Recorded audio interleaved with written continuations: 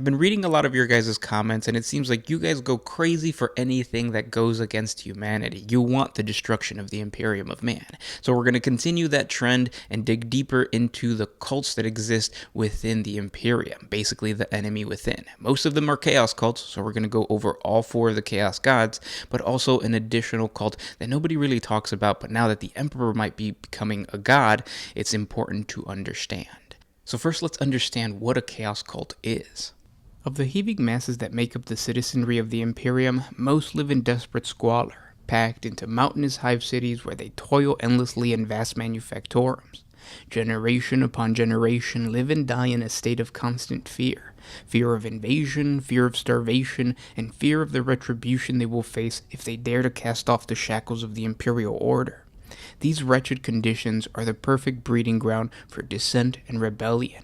And in the face of hopelessness, many are swayed by whispered stories that tell of chaos gods and the rewards bestowed upon their followers. Such unimaginable power is tantalizing to the powerless and set many on the path of damnation. These cults begin to grow deep within the fabric of imperial worlds. They are driven by the profane preachings of chaos-touched demagogues. Though many of these cults are found and eradicated by the Ordo Hereticus, the watchers within the Imperium are not able to have eyes everywhere, and many more of these cults flourish. The cultists hide in plain sight, their drab clothes covering heretical tattoos and symbols that they have carved into their own flesh, all dedicated to the ruinous powers. Their numbers continue to swell with time until the cult has infected large portions of the planet's society, and a collective feeling of destiny gives these members purpose. They begin to gather weapons into secret caches, pilfering from planetary defense forces, and crafting makeshift implements from which they can hack and bludgeon. Some are even given visions which reveal methods of piercing together crude but effective guns. As their hour of reckoning approaches, the most faithful servants are marked with hideous mutations, and the wretches that behold these gifts offer up their souls willingly to the worship of the ruinous powers. The first cult we're going to talk about are those dedicated to the Chaos Lord Tzeentch, the god of sorcery and intrigue. Surprisingly, there are few of these groups in the Imperium, as the benefits Tzeentch offers his followers are often less tangible and immediate than the mutations of the other Chaos gods. This is why many of these cults are created by heretical pilgrims who answer to one of the many Chaos warbands that come from the Thousand Sons Traitor Legion. These servants of the Tzeentchian empowered demigods are tasked with appealing to those who value knowledge, specifically secret and forbidden knowledge. And of course, the individuals most likely to be tempted into the service of Tzeentch are Psykers, who already possess the secret and feared ability to tap into the limitless power of the warp and reshape reality. It is Tzeentch who offers Psykers the knowledge required to achieve unlimited heights of psychic ability through the practice of the powerful arcane psychic technique known to the Imperium of Man as sorcery. For many, the forbidden knowledge Tzeentch offers is too tempting to pass up, and before they know it, they have been ensnared within the Grand Schemer's tangled webs, and find themselves as just another unwitting pawn in one of Tzeentch's cults. Even non-Psykers can find themselves pawns in Tzeentch's endless games of intrigue, when they discover that if they make use of the heretical knowledge offered by the Chaos God at least just once, they can perhaps better their situation in life or that of their loved ones. The agents of Tzeentch know who best to target, as corrupting the imperial nobles and politicians with the promise of gaining an edge over their rivals usually draws them into the god's trap. Tzeentch offers these authority figures knowledge that could solidify or gain power over their peers, and once the ruler makes these cult members a part of their advisory council, the planet is on the verge of control. To the Tzeentchian cult, the lower classes do not pose a significant threat. In a society that is as difficult and repressive as that of the Imperium, it can be all too easy to give in to the blandishments of charismatic heretical preachers who promise salvation and prosperity if one will agree to follow a particular path towards enlightenment. It is in just this way that countless Tzeentchian cults begin across the galaxy. Many normally pious and good-hearted subjects of the Emperor, tired of the mindless, back-breaking labor and the elite disdain that dominates life on so many imperial worlds, are easily swayed to join the various mysterious cults. These cults slowly draw these folks ever tighter into a web of Tzeentchian corruption until it's too late, and they discover that they have become the corrupted servants of chaos. And while Tzeentchian corruption is the least common form of chaos perversion found across the Imperium, it is also the most feared by the Inquisition, for its adherents are the most powerful of chaos servants and the best at concealing both themselves and their complex schemes from the Emperor's light. When their god is ready to harvest the world, he will send his elite force, the Thousand Suns Traitor Legion. As these Chaos Space Marines invade the planet, the Tzeentchian cult will unveil their complex network of corruption. None are spared from their twisted fury, as they carve great bloody swaths through the Hab blocks and Manufactorum districts. They chant blasphemies and paradoxical oaths as they rampage. Giant pyres are then lit in the name of Tzeentch, and by their burning light the cultists continue to mangle and mutilate those still loyal to the Imperium. Many cities, even whole worlds, fall quickly to the sudden influx of cultists, their defenses completely overrun by the seemingly unending flood of bodies. But those that somehow are able to stem the tides of violence face an even greater threat, as the thrall bands of the Thousand Suns begin to march. Infernal bolters fire and crackling beams of eldritch energy fly over the teeming throngs of cultists, while tanks and demon engines tear through the Ferrocrete walls to allow the stampede of tainted humanity to continue. The sheer volume of cultists allow them to soak up a vast amount of return fire without losing momentum, and the sight of the Rubric Marines and the Sorcerers on the battlefield send them into a religious fervor, for these ornately armored Chaos Space Marines are like walking saints, come to bless the cultists for their loyal devotion. Whatever hope a cultist may derive from his profane worship and faith is inevitably false. They are but pawns in the plans of the Thousand Suns, meat to clog the wheels of the Imperial war machine. Should they live through this initial uprising, no great reward awaits them. Those who survive may be taken by the thrall bands to other war zones, where they will again be sent to die on the front lines. Others are transported to the planet of the Sorcerers, to serve as slaves or to be used as subjects in arcane experiments. Still more are simply overtaken by their own mutations and become gibbering chaos spawn. That is the horrible reality of these cults dedicated to Tzeentch. No amount of worship will save them from death. Only those blessed with sorceress powers will have a chance to survive. Now, Tzeentch is my favorite god and the one that I would worship if I was in the 40K universe, but let's be honest, the right choice is Grandfather Nurgle. It is always best to be a cultist of Nurgle, and I'll tell you why. Life within the Imperium of Man, or for that matter anywhere else in the unfeeling galaxy, is harsh, miserable, and full of pain and suffering. Service to an uncaring god or the eldritch and absent cosmic deities is ultimately empty and devoid of any meaning.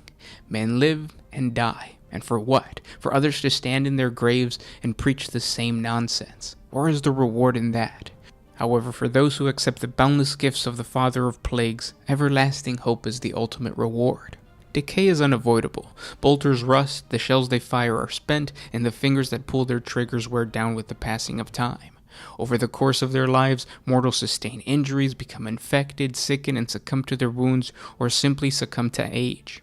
It is impossible to escape deterioration, and yet people try. And the struggle to forestall decay moves people to action. It motivates them for greatness, it gives them hope that better times lie ahead, and that endless possibilities are available in a universe that seemingly knows only certain and crushing doom. And it is the Plague Lord who embodies this. He brings light to darkness. It is Nurgle that gives weak mortals the strength to resist the lies of the galaxy. It is the embracing Grandfather Nurgle who encourages his followers to defy the doom of mortal corruption and instead use it as a source of strength and inspiration. In the market squares of backward planets and in the dome-filled cathedrals of the chapters of the Adeptus Ministorum, preachers spew their lies upon the unsuspecting and dim-witted flock. They warn against the corruption of the soul and the filth of the spirit. They tell their listeners that to turn from their faith is to join the ranks of the lost and the damned. And yet salvation and deliverance is given to the followers of Nurgle. Nurgle's gifts are oddly harmonious, even caring. And to receive the blessings of Nurgle, all one has to do is want to live and be willing to do whatever it takes to cling to life. All else follows naturally from there. And all that is required to feel the caring touch of Nurgle is to see life for what it is and want to make the most of it. And his gifts, regardless of what form they take, open eyes even as they liquefy them. It simultaneously atrophies the leg muscles of its recipients and then gives them the strength to march towards a greater purpose. It is Nurgle's great ambition to speed this universe towards its end by eroding the foundations of reality, much as a disease can erode the spirit and bodies of those infected. Through his careful and ceaseless experimentations begun within his wondrous garden and then unleashed throughout the galaxy, the pillars that support the framework of existence are slowly but surely weakening. There will come a time when they collapse entirely and the universe will begin a massive transformation. The old ways will be swept aside like a troublesome fly. All that was will cease to be, and from the rotten ruins a new and glorious reality will emerge, one ruled over by Nurgle and his beloved and everlasting children. Those who walk with Nurgle and aid him in bringing about the great corruption, as Nurgle calls it, do so with joy in their heart. They know that Nurgle's victory is assured, and that when all things come to an end, life will begin anew. They will have helped make it so, and they will have a spot in his great kingdom. Now let's take a look at a chaos cult that I feel like every newcomer to 40k, once they understand what the chaos gods are and what they represent, would want to worship if they lived in the Imperium of Man. Within the hearts of mortals harbor the darkest of desires, and it is in Slaanesh that these desires find expression. Every culture imposes limits and standards on its people, and yet Slaanesh is the manifestation of the desire to stretch these limits to their breaking point, to exceed them, and to wallow in the act of violating every norm of civilized society. Although Slaanesh is the youngest of the Chaos Gods, it's one of the most influential within humanity. Slaanesh whispers to man in many different voices, each whisper attuned to the most secret desires of its listener. Many desire perfection, whether it's their intellect, their body, or their ability. And Slaanesh will grant these individuals the power and drive to hone their desires to the utmost excellence.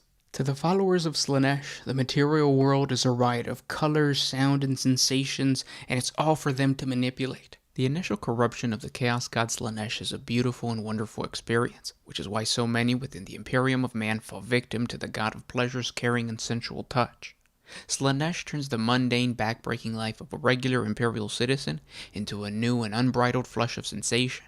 Every aspect of this new life under the guidance of Slaanesh is filled with wonder. As the corruption spreads from one person to a small cult to eventually an entire planetary population, the needs and desires of the corrupted slowly increases until they require the most extreme sensations to feel the smallest burst of pleasure. It is this unchecked reward response that leads Slaaneshi worshippers down a dangerous path into sadistic murder and degrading acts of hedonism. But while the outcome is depraved and regretful, the journey there is one of the most beautiful and incredible things any human will ever experience. And that's the true allure of a Slaaneshi cult. Ask yourself, do I want to live a mediocre and forgettable life, or do I want the most exceptional and pleasurable existence possible, to the point where even death itself will become the pinnacle of pleasure? All across the stars, Slaaneshi worshippers take the plunge into the pool of ecstasy that is Slaanesh. They drink from the forbidden elixir of their patron god, and they struggle to hold back the urge to seek out greater and greater pleasures. Some get lucky and find their own real-world bodies are the limiting factor. These are the worshippers that Slaanesh will enjoy teasing for the rest of their lives. Such is the case for the flesh shapers of Melancholia. Melancholia is a bleak and miserable world within the inner ring of the Screaming Vortex. The wretched occupants of this dismal orb subsist in a state of constant misery. It's unknown if the population of Melancholia is a mixed match of races who landed on the corrupted planet as an accident, or if they are the doomed souls of the human population that once inhabited the planet. Either way, the world belongs to the Prince of Pleasure now, as warp energies travel freely across the ash wastes. What makes this planet such a bizarre domain of Slaanesh is that it is deprived of the wonder and excitement of his gifts, and yet its worshippers burn with a desire that rivals that of any Slaaneshi cult. Among the inhabitants of the world live the Flesh Shapers, so named for their mysterious power to mold and warp flesh as easily as a potter might shape soft clay. These individuals occasionally escape their dreary existence in the fabled chariots of their god, and are notoriously reluctant to speak of the reason for their selection. Those who ascend quickly find themselves adrift in a sea of irreversible temptations and unimaginable access within the realm of the vortex. Soon their long-repressed urges and emotions overwhelm them, and the flesh shapers begin to indulge in the many cravings long denied to them. These devious heretics finally indulge in the intoxicating whispers of Slaanesh. They become mad ritualists and surgeons who use their talents to pursue the insane indulgences and hedonistic tendencies long denied to them on Melancholia. Such fantasies are so extreme that the flesh shapers' most common hindrance in their endeavor is their own physical and sensory capabilities. Their physical limitations fill these heretics with self-loathing and contempt, causing them to turn their strange powers of manipulation and surgical skills inward in an effort to rid themselves of such restrictions. This quest for enhancement is a flesh shaper's chief obsession, and his every action is bent towards crafting a physique perfectly suited for unceasing self-indulgence.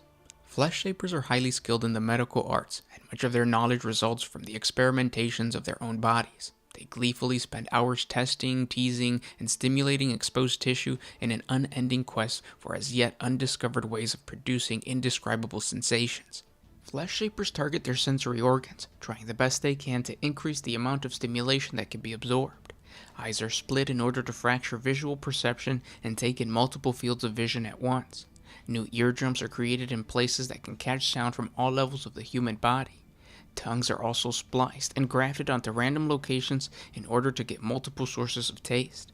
Although many of these alterations seem truly bizarre to the normal person, the sensory indulgence of the Flesh Shapers is overwhelmed as their mind struggles to keep up with all of the stimulation. They become callous to pain and perform many surgeries themselves so they can fully experience and enjoy the transformation enacted on their forms. Such alterations frequently become gruesome addictions, and many Flesh Shapers insensely alter themselves just to experience the exquisite pain of their work. However, a Flesh Shaper's search for perfection is ultimately fruitless, as his twisted imagination continually contrives new and terrifying indulgences and alterations, and thus many die or go mad from their extreme obsession. All Flesh Shapers manifest the disturbing ability to radically modify their flesh and the flesh of others via the profane art of flesh crafting. This power is unique amongst the many phenomenons within the Vortex, and its origins remains an intriguing mystery to those who pursue such blasphemous studies. This is why many Flesh Shapers seek out Slaanesh to expand their knowledge, and they constantly seek new spells and techniques to further alter their misshapen forms.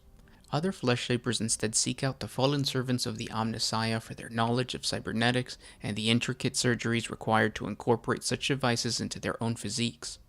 Many eventually alter their sensory inputs of such modifications themselves, twisting them in insane heights and linking nerves and synapses in reckless and unintended ways.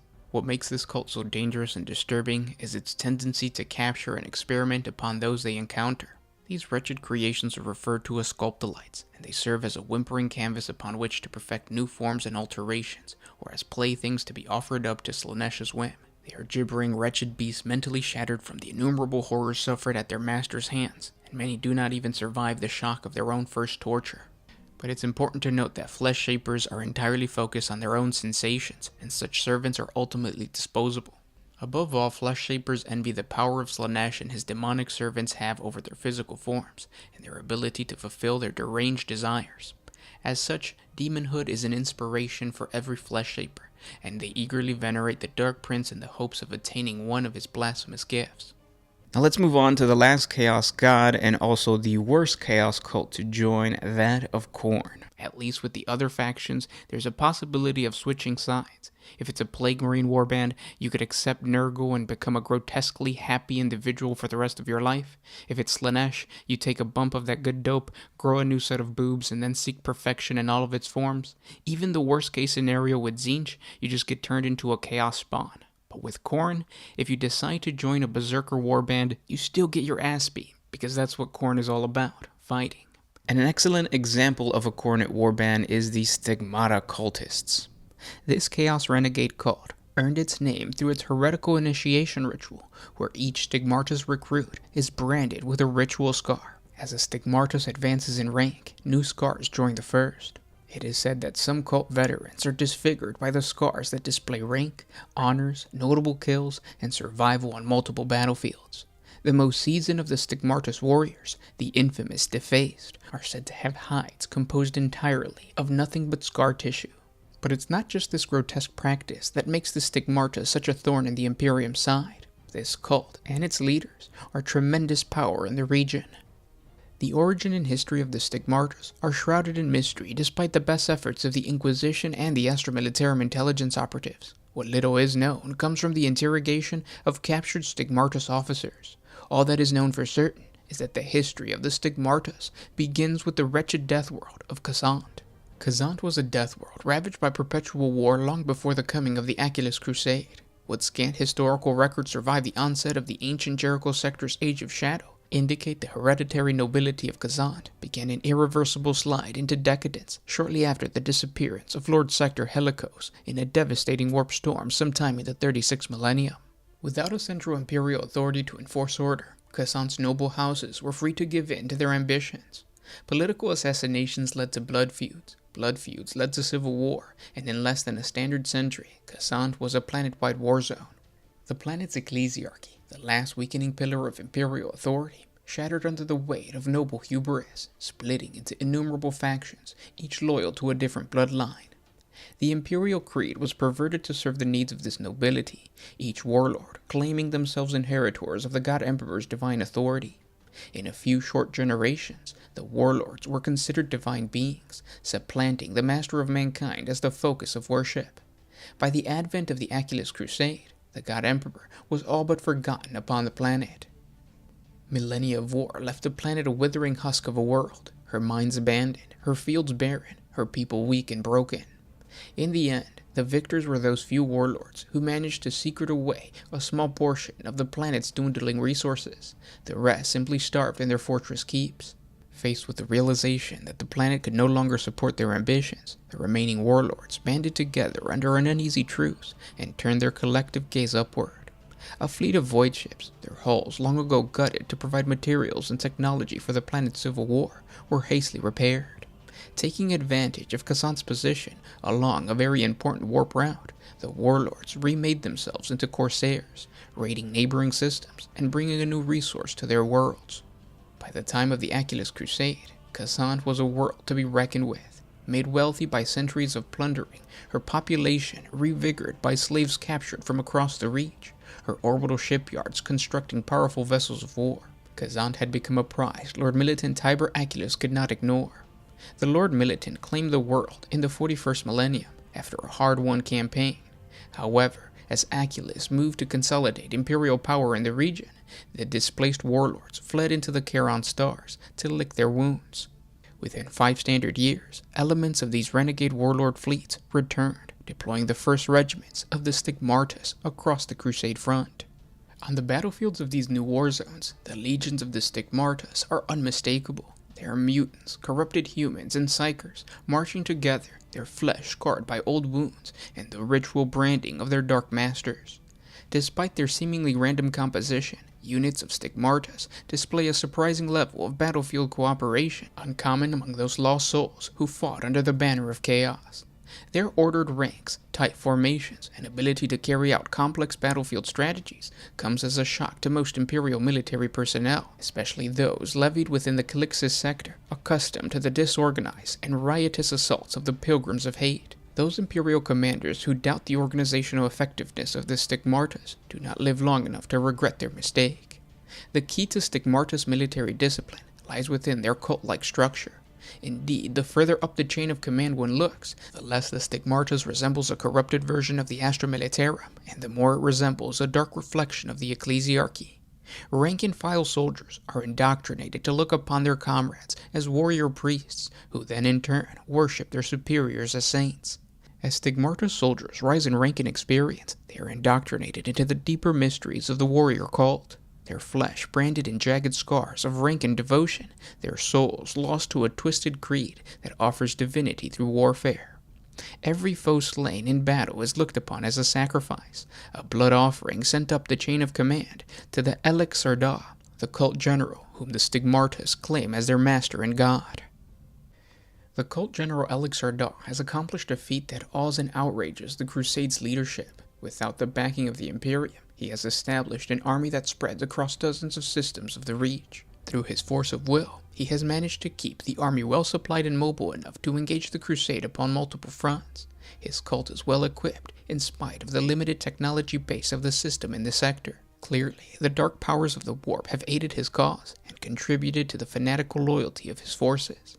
Yet those entities are seldom known for their ability to effectively manage the supply and requisition required to maintain such a large army in a campaign.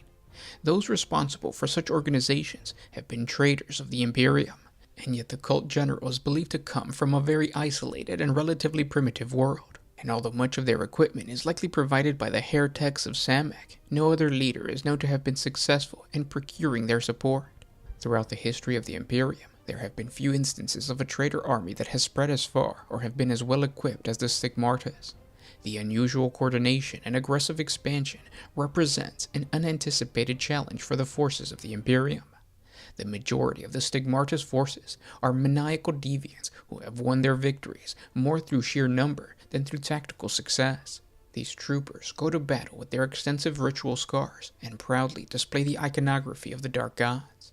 They attack with zeal, as if they are driven by martyrdom more so than victory. These infantry units favor a strategy of endless waves of humanity. When unaccompanied by other forces, they seldom even make effective use of terrain. Their fanatical devotion to the heathen gods is apparently their only armor.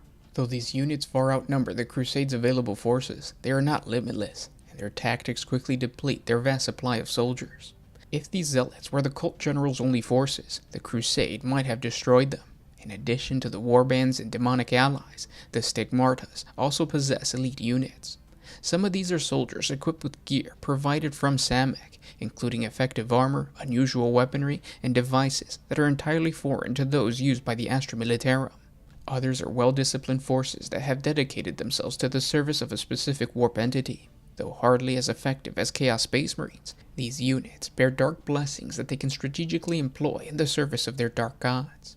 These specialists include units that are adept at infiltration, subversion, and even the dark arts. In 2 confirmed cases, Stigmarta's infiltrators have even successfully assassinated planetary commanders. The greatest concentration of Stigmarta's forces are in the world of Celebos Warzone. The Stigmartas are actually not native to the planet of the Celebos Warzone. Rather, the cult general is believed to have come from Malay, one of the Ghoul stars. The fortress world of the Dark Gods, located at the edge of the Hadix anomaly, are densely populated with potential recruits for the Stigmarta's forces. In these environments, humans and mutants are tainted by chaos from birth. The hopeless scum are selectively bred to create the fanatical and capable warriors that feed the cult general's armies. The fact that only few of the Imperial Authority know the recruitment and training of the Stigmarta soldier has led to a rampant speculation and rumor-mongering within the Astra Militarum. Across the Celebos Warzone, barracks and trenches are filled with horror stories of traumatic hypno-indoctrination rituals, mass demonic possessions, and factory-like induction centers that await Imperial soldiers unfortunate enough to be captured by this enemy.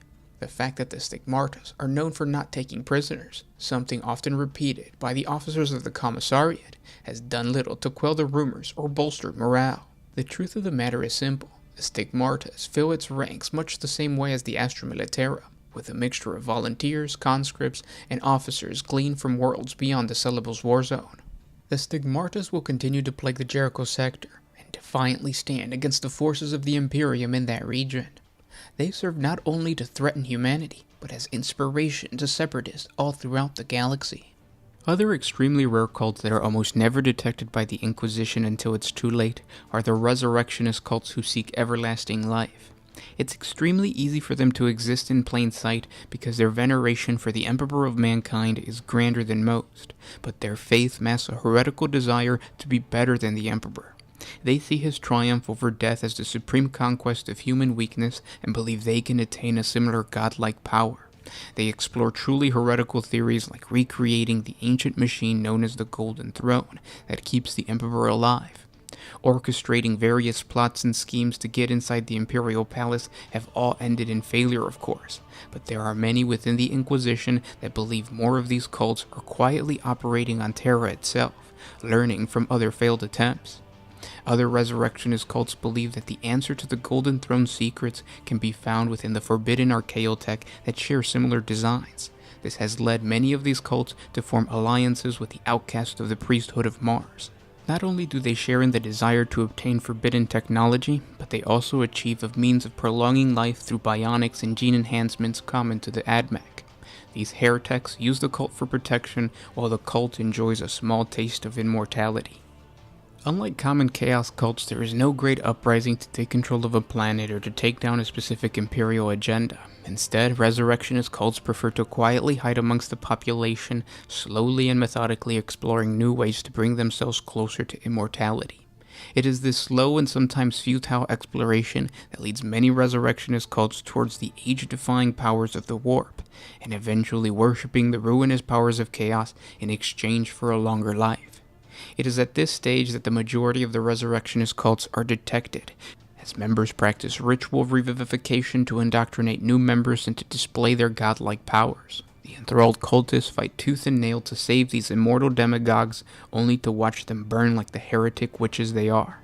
And those are the cults that we're going to cover for today's deep dive. I hope you guys are enjoying these videos. Don't forget to hit the like button. Do me a huge favor. Comment down in the comment section below. Whatever you want. It's really important for the first couple days to have engagement so we can spread the lore of these cults and we can continue to create lore videos dedicated to the destruction of the Imperium of Man. Because again, it seems like you guys really like that kind of stuff. Thank you guys so much for watching. If you want to support the channel, hit us up with the super thanks or support us on Patreon. Link is in the description below. I'll talk to you guys tomorrow. This was Gersh1 with One Mind Syndicate signing out. Always used